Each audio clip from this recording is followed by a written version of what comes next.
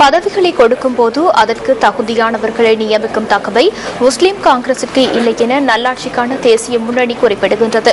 கொழும்பில் ஏற்பாடு செய்யப்பட்டிருந்த ஊடகவியலாளர் சந்திப்பில் இந்த விடயம் தெரிவிக்கப்பட்டுள்ளது.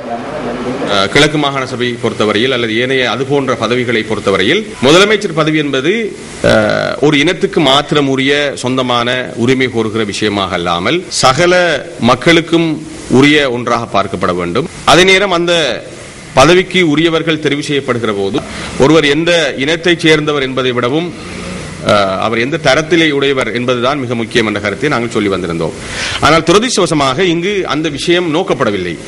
இன ரீதியான அடையாளம் தான் முக்கியத்துவப்படுத்தப்பட்டது. இறுதியில் அது ஒரு இன ரீதியான ஒரு விரிசலாக தமிழ் முஸ்லிம் சமூகங்களுக்கு இடையிலான ஒரு இடைவெளியாக பகையாக மாறிவிடக்கூடிய நிலைமை ஏற்பட்டது.